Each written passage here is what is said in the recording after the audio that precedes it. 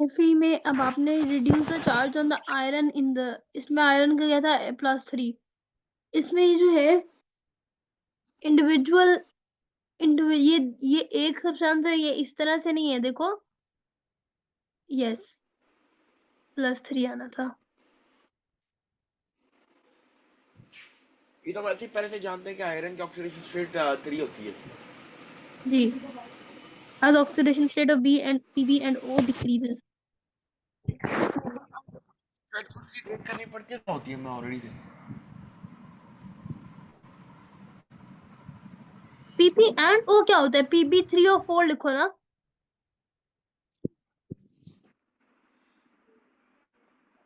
Oxidation state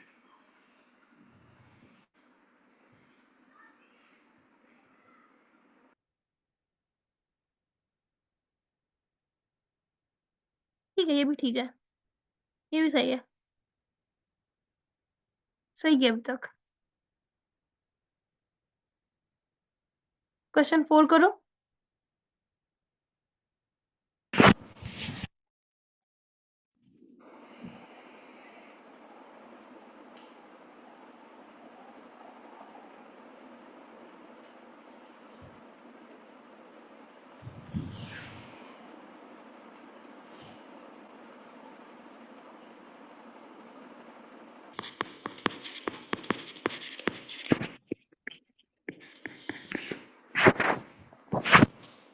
reduction, what is meant by term reduction में भी छोड़ी हूँ क्योंकि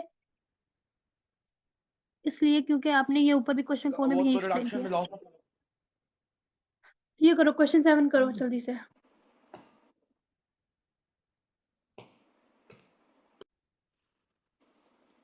2 into 6 क्यों किया?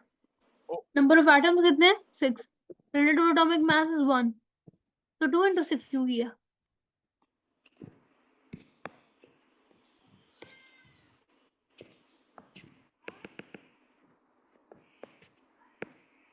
One into six is equal to 6, तो रिलेटिव मॉलिक्यूलर मास क्या बन जाएगा?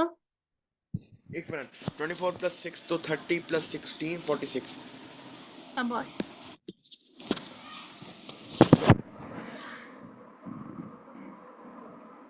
ये करो ये दोनों पार्ट्स।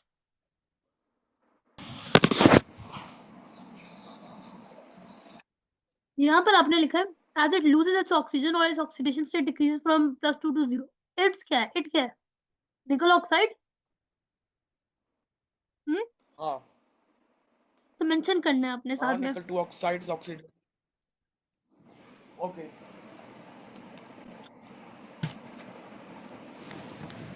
ठीक है, क्वेश्चन 10 करो। क्वेश्चन 10 करो, ओके। बल्कि ये ए पार्ट रहने दो, बस बी पार्ट बताओ।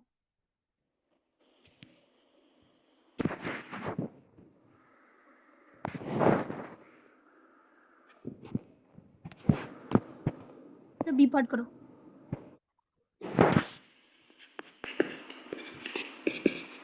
बस काफी है, काफी है, काफी है। मामा कहती है कि 3 3 4 4 लिख दिया करो, ताकि क्योंकि मामा कहती है कि अगर तुमने 4 5 याद कर लोगे, याद है कि तुम्हें उधर जाके 3 तो भूल ही जाएंगे, तो जो 2 होंगे वो लिख देना। तो पेपर में ना ज्यादा मेरे लिखना। मामा। हाँ, वो तो मुझे भी पता है कि कहेंगे ओवर ओवर कॉन्फिडेंट बच्चा, कट करो। They are hard and dense. ये वाले जो आपने लिखा है ना, this is not a very specific to transition metals, this is specific to general. ठीक है। एक बार अब जो ग्रुप 1 के होते हैं वो तो सॉफ्ट होते हैं, तो ट्रांजिशन के मैंने लिखा, खुद लिखा हुआ मेरे इसमें। हार्ड है, डेंस है, और can be use as catalyst. Dense बहुत होते हैं ना ये, हार्ड भी होते हाँ हैं। हाँ, वो मुझे हाँ। पता है, पर मैं वैसे और ही कह रही हूँ, इट वुड बी प्रेफर्ड कि आप और वो जो लिखो जो ज्यादा ट्रांजिशन एलिमेंट से रिलेटेड, जैसे दे फॉर्म कलर और कंपाउंड, इस तरह की बात। दे, और इसके बाद एक और भी होता है, दे are sonorous.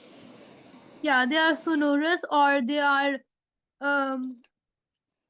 Shiny as well, malleable है, डक्टाइल है, इस तरह से। ठीक है, क्वेश्चन 11 देखो, ये करो।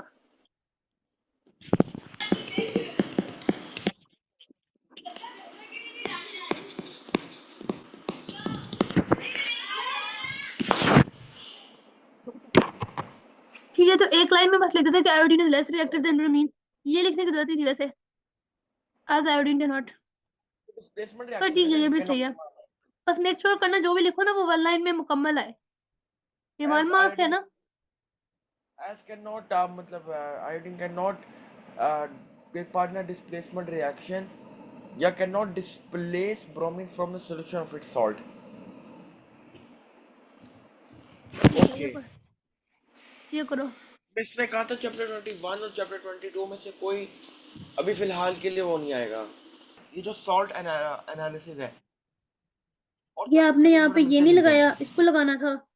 बाकी इसको 2+ से 3+ नहीं लिखना था, +2 से +3 लिखना था। बाकी ठीक है। और ये जरा सी पार्ट भी करना है इसका, इसका सी पार्ट और इसका ये पार्ट जरा ये करो, इसका सी पार्ट, इसका ए पार्ट। चलो जल्दी से करो।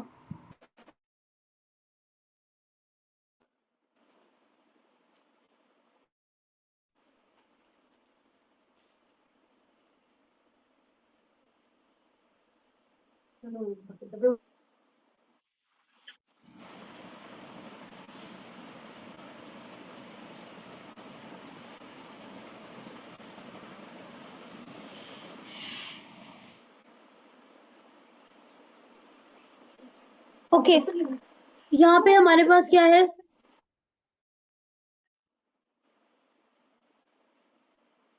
state what happens when an excess of aqueous ammonia is added to the green precipitate. Salt ammonium sulfate is formed, या फिर तुम एक्सेस अमोनिया निकालेंगे तो अमोनियम सल्फेट फॉर्म नहीं हो जाएगा हम। आयरन सल्फेट जो फॉर्म हुआ है, जो ग्रीन प्रेसिपिटेट बना है, वो ग्रीन प्रेसिपिटेट रहेगा। इसका आपने टेस्ट, ये टेस्ट के ऊपर है, इस टेस्ट को आपने याद रखना है कि आपने कहना है green precipitate remains, green PPT remains, precipitate लिखना है वैसे आपने। Iron can be obtained by heating iron oxide with zinc powder. What can be deduced for the reactivity? तो यहाँ पे आपसे रिएक्टिविटी की बात की है, तो आपने रिएक्टिविटी में कहना है zinc is more reactive than iron, zinc is more reactive than iron. इसमें रिएक्टिविटी की बात की तो हम लोग इस तरह लिखेंगे। और यहाँ पे उसने कहा कि जैसे हम लोग NaOH और NH3 ऐड करते रहते हैं, उसको जब हमने एक्सेस NH3 एक्वस ऐड किया तो वो क्या हुआ, green precipitate remains. Okay,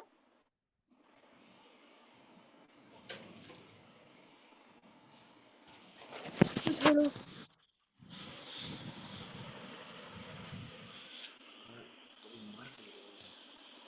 question 15 करो जरा।